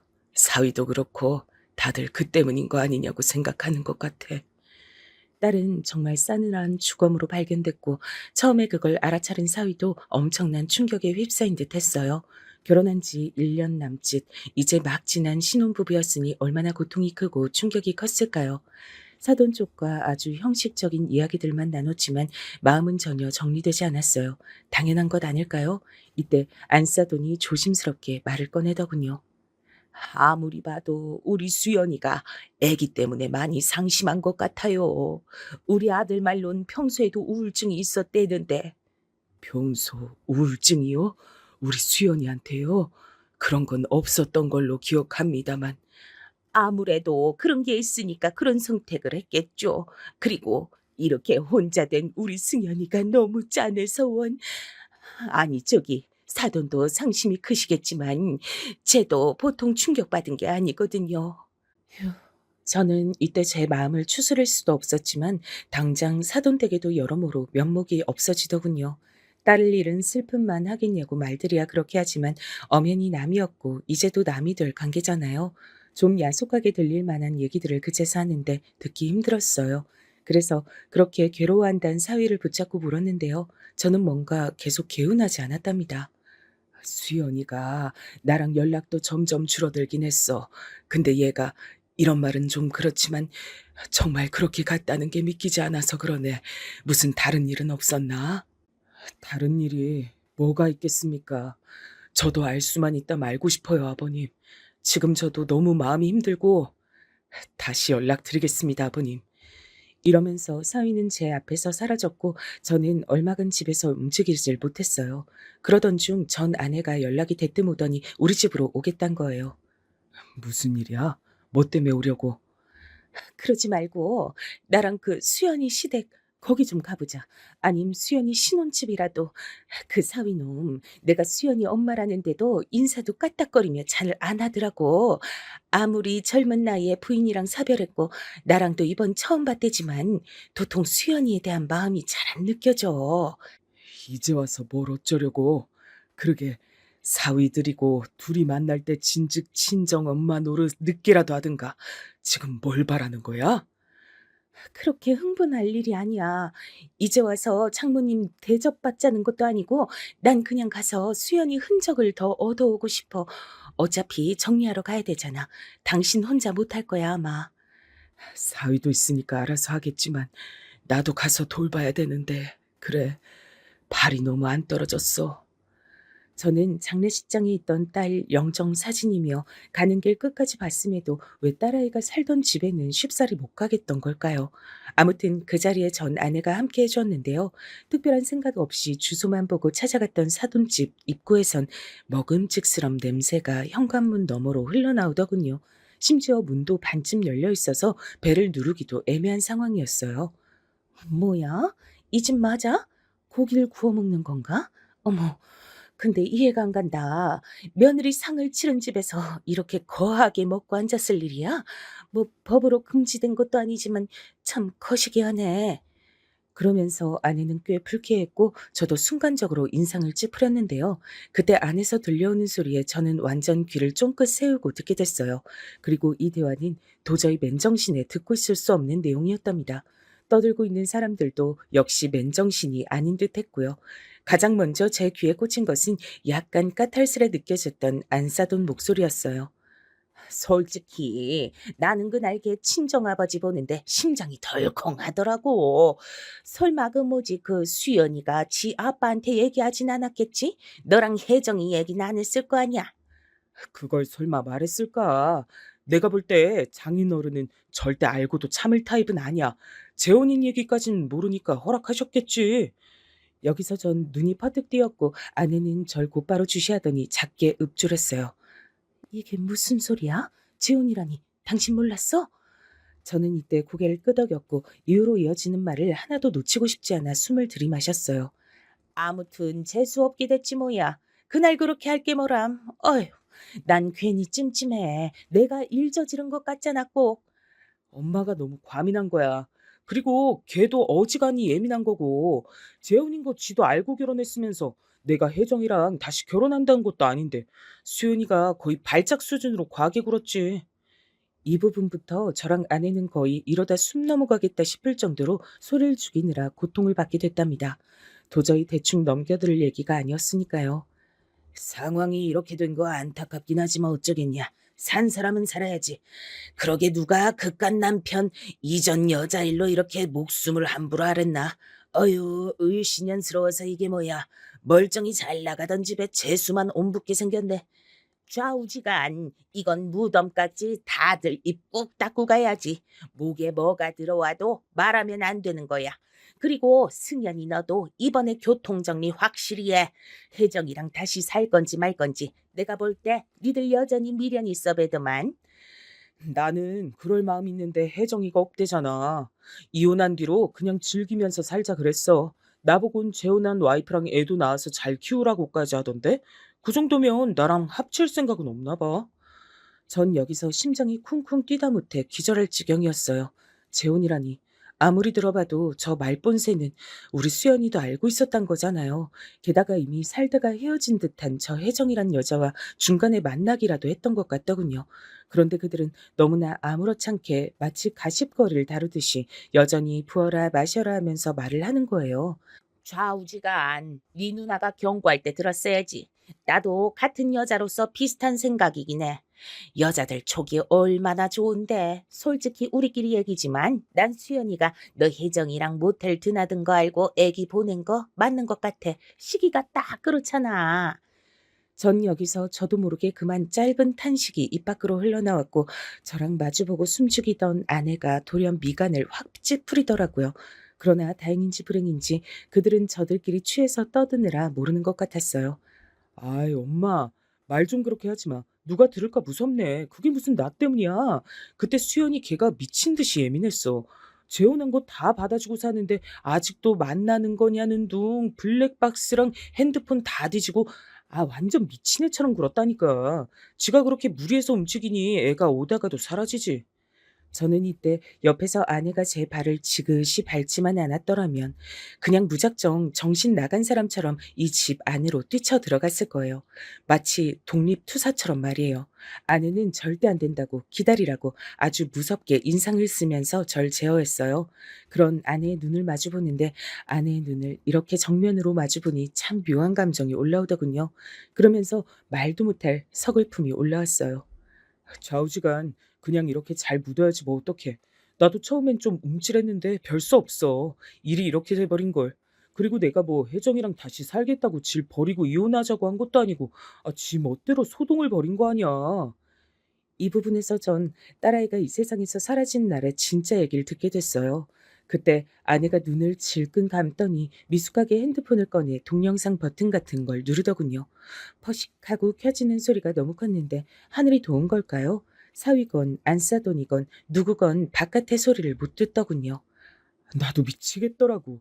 지가 나 좋아 죽겠다고 난리더니 재혼인 거 밝혔을 때 지 멋대로 헤어지자고 했다가 지가 다시 매달렸잖아. 근데 나 결혼한 다음 혜정이랑 만난 건 진짜 딱 4번뿐이야. 모텔 갔다가 수연이가 차 운전해서 쫓아온 건 2번이고 혜정이도 기겁했어. 으이구 이놈 새끼야. 이건 네 편 못 들겠다. 누구 들을까봐 무서워 죽겠네. 임신한 새 와이프 두고 전처 만나서 모텔 드나드는 놈이 내 아들 새끼라니. 내 새끼니까 덮고 가는 거지. 만약 사위였으면 넌 죽었어. 아, 내가 일벌인 거 아니라니까. 혜정이가 갑자기 연락 오더니 그날따라 분위기가 그래서 암튼 2년이나 같이 살았던 부부니까 오랜만에 보고 마음 맞을 수도 있는 거지. 하여간 수연이게 진짜 그날 귀신 같았어. 차에서 내리는 거 보고 내가 다 애가 떨어질 뻔했다니까. 저는 이 말을 들으면서 속이 타다 못해 썩어 문드러져서 덩어리로 뚝뚝 떨어지는 느낌이 들었어요. 내 딸, 내 예쁜 딸, 태어났을 때 그렇게 안아보고 감격에 젖었던 우리 딸, 그 자그마한 한 주먹으로 내 손가락 하나를 꽉 쥐던 그 감촉이 아직도 잊혀지지 않는데 그 딸의 마음을 그리고 그 뱃속에 있던 아기까지 이놈의 짐승 같은 치가 다 망가뜨려 버린 거예요. 제 눈이 도는 걸 저도 느꼈지만 아내도 동시에 느꼈는지 여러 번 저를 계속 붙들고 못 들어가도록 억제했어요. 나중엔 참다 못해 양쪽 눈에서 눈물이 흐르더군요. 우리 딸은 스스로 목숨을 거두었다곤 하나 사실 저들로 인해 영혼을 난도질 당한 거나 다름이 없는 것이었죠. 얼마나 괴로웠으면, 아이가 얼마나 가슴이 찢어지고 숨을 쉴 수 없었으면 그런 선택까지 했던 것일까요? 결국 저는 얼굴을 부여잡고 주저앉았고 아내 역시 속으로 피울음을 삼키며 참는 추미새가 제 귀에 들려오더군요. 아내는 계속 꾹 참고 문가 쪽으로 핸드폰을 들이대고 있다가 한 10여 분쯤 더 지나서 끄더라고요. 그리고 서둘러 절 재촉해서 그 집 현관 쪽을 지나 밖으로 나왔어요. 차에 올라탄 전 아무것도 할 수 없었고 아내는 그 영상이 촬영된 것만 몇 번 확인하더니 그제서 온몸에 얼굴을 파묻고 움직이질 않더군요. 아내와 저는 정말 이때 한 거의 30여 분쯤 됐을까요? 온몸이 마비되고 굳어버린 사람처럼 전신에 쥐가 난 마냥 움직일 수가 없었어요. 차라리 몰랐더라면 어땠을까 싶을 정도로 심장이 뜯기는 느낌이더라고요. 가장 최악의 때 저에게 그렇게 원수 같고 원망스럽던 대상이 이렇게 제 옆에 있어서 힘이 될 줄 꿈에도 몰랐어요. 꿈에도 잊지 못하고 이를 갈며 원망하던 전 아내가 딸아이를 잃은 상황 앞에선 저와 세상 둘도 없는 동지가 되어 그간 일은 일단 묻고 한마음이 됐거든요. 일단 당신 헛짓할 생각하지 말고 좀 생각을 해보자. 얘기를 정리해봐야지. 아우 죽겠네. 나 토하고 싶어. 어떡하지? 어디 가서 하고 오든지. 여기 비닐봉지 있어. 그런데 아내는 그 비닐을 받아들고 아무것도 못하고 쓴 구역질만 하면서 온 얼굴이 다 흘러내릴 정도로 울더군요. 막상 누군가가 그렇게 옆에서 처절하게 우니 저는 울 수도 없었어요. 감당이 안 되는 슬픔이 온몸에 들어차니 몸이 밖으로 내보내지도 못하는 것 같더라고요. 우리는 어찌어찌 그렇게 하루를 넘겼고 저는 당분간 회사를 쉬게 됐어요. 회사에서 같이 일하던 제 또래 주임과 동료들은 모두 제 딸의 결혼식에 왔던 사람들이에요. 그러니 말들을 아끼더라고요. 딸내미 애기 가졌다고 그렇게 좋아하던 사람이 아니야, 이러면 안 되지. 이 얘긴 그만할게. 쉬고 와. 쉬고 와야지. 나는 감히 상상도 못하겠다. 자네 마음을. 그러고 저는 집으로 돌아와 전 아내와 일단 마주하게 됐어요. 딸아이 문제를 두곤 둘 다 숨도 쉴 수 없고 잠도 못 자고 뭘 못 먹고 앞으로 나갈 수가 없는 상태였거든요. 서로가 너무 불안하고 숨이 막혀 뭘 못하고 멈춰 있다가 이튿날부턴 안 되겠다는 생각이 들었어요. 수연이 어떡하지?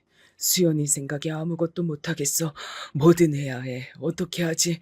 당신은 어때? 당신도 마찬가지 아니야? 나 그날 먼 정신으로 동영상 찍겠다고 그걸 눌렀나 몰라. 나 같은 기계치가 말이야. 나는 키오스크도 다룰 줄 몰라서 뭐 사 먹지도 못하고 젊은 애들 돈 받아야 되는데 이게 녹화는 됐더라. 나 근데 소리는 안 들어봤어. 당신이 다시 확인 좀 해봐. 그래서 전 다시 소리를 켜서 들어보니 사위새끼의 입에서 나오는 그 역겹고 끔찍한 소리들이 추접스럽게 한 15분가량 이어지더군요. 나는 못 듣겠는데 당신이 대신 들어보니 어때? 대충 뭔 내용인지 나와? 알아들을만 하겠어? 어디다가 들려줘도 될 정도야? 그 정도론 충분해 보여. 근데 이게 나도 모르겠네. 어디다 의논을 해야 하나? 저는 아무래도 저 혼자 있는 것보단 낫겠지만 아내와 둘이 있는 것만으로는 부족해 보였어요. 결국 막내 남동생에게까지 이 사실을 알려 도움을 요청했어요. 남동생 역시 조카를 보낸 슬픔에 아직도 괴로워하던 중 이 소식을 알고 충격을 받았어요. 형, 내가 주변에 좀 알아볼게. 우리 처조카가 변호사잖아. 뭐든 정보를 좀 얻을 수 있겠지. 그거 영상 나한테 좀 보내줘. 이렇게 해서 남동생에게 일단 넘겼지만 저는 가만히 앉아 기다릴 수가 없어 사위에게 연락했어요. 아, 네, 아버님. 오셔서 수연이 유품 가져가신다고요? 핸드폰이요? 핸드폰은 못 봤는데. 수연이 핸드폰이 왜 없겠어? 그 집에 있을 거 아니야. 걔가 그날 그러기 전에 핸드폰만 어디다가 버렸을 리가 없잖아. 집에서 그런 일을 벌였는데 나 지금 거의 다 왔으니까 문 열어봐. 저는 사위에게 미리 말하지 않고 바로 들이닥쳐서 찾으러 들어갔고 서희는 무척 짜증난 얼굴로 문을 열어주더군요. 그 아버님, 안 그래도 제가 모시려고는 했는데 저도 정신이 없어서 저기 제가 같이 찾아드리겠습니다만 비켜. 자네랑 할 얘기 없으니까. 네? 아니 갑자기 저기 왜 그러세요 아버님? 저한테 뭐. 저는 여기서 곧장 사위를 돌아보며 말했어요. 수연이 자네가 죽인 거야. 그렇게 하자. 자네도 그렇게 알고 있지?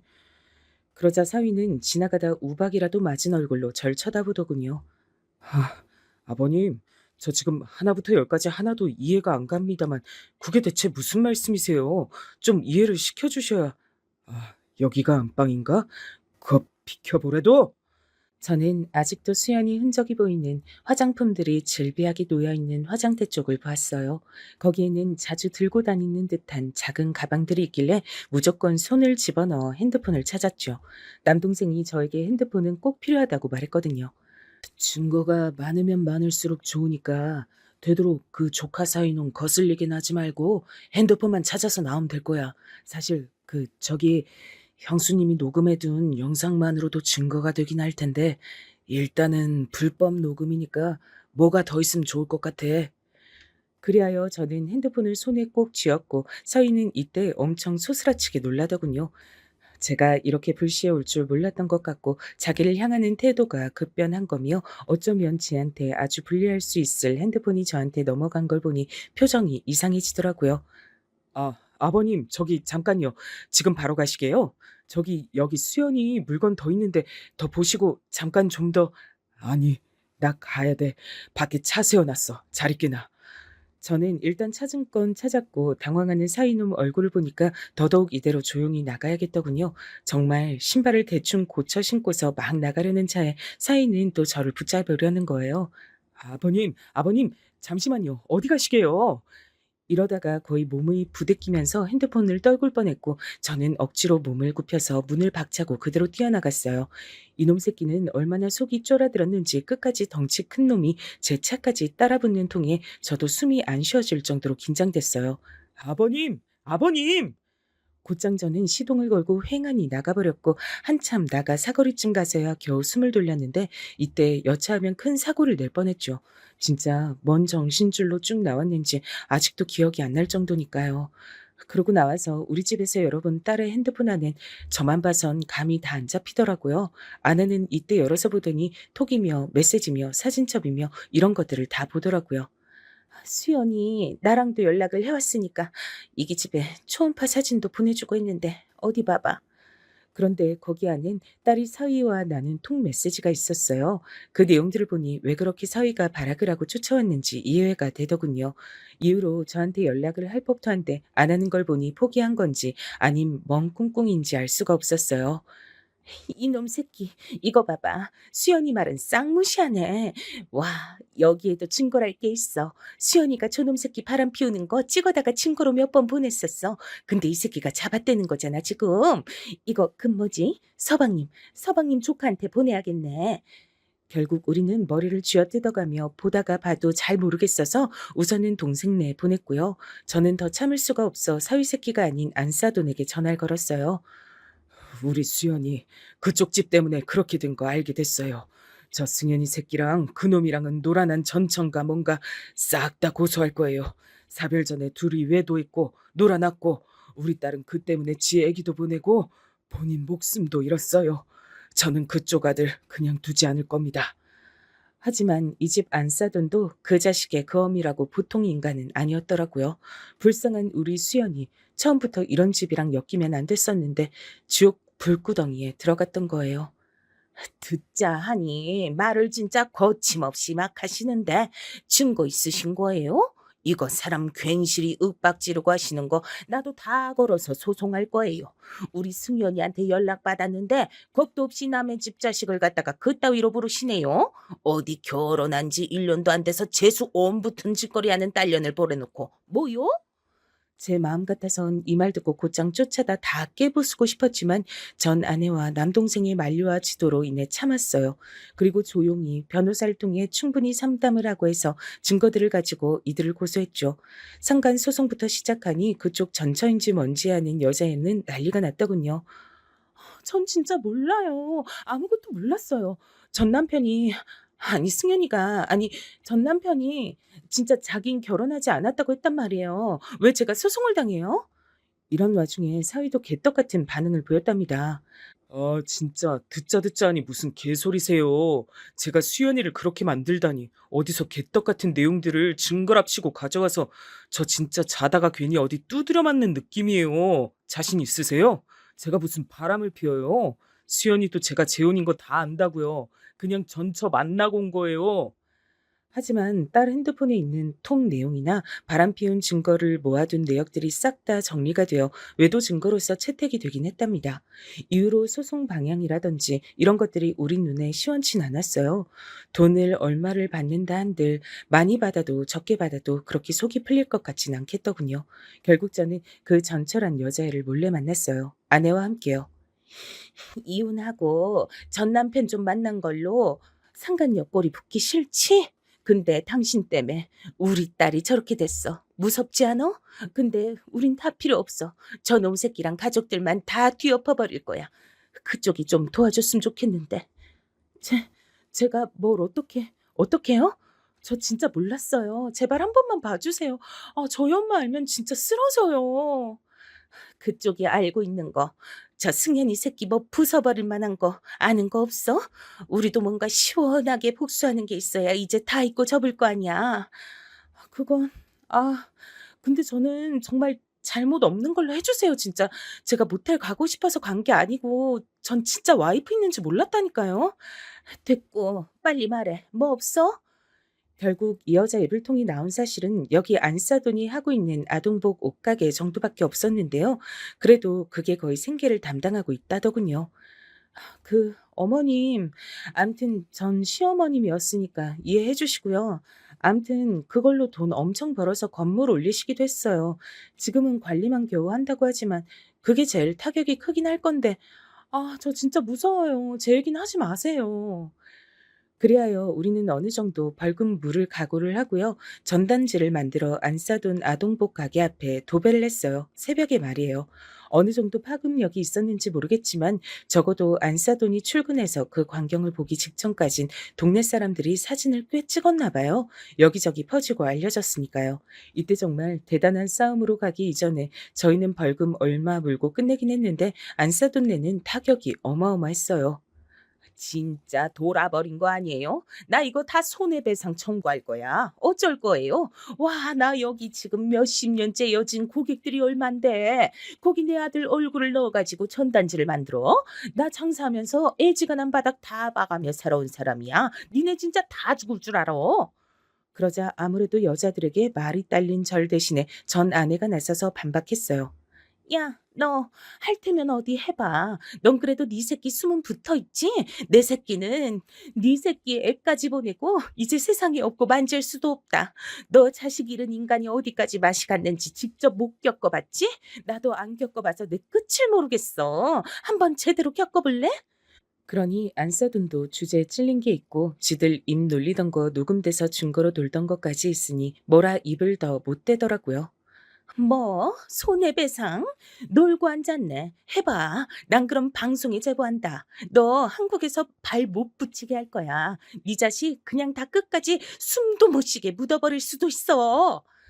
여기까지 실랑이를 벌이니 비로소 안 써둔도 입을 다물었고 온 얼굴이 울퉁불퉁 실룩거리면서도 받아치질 못하더군요.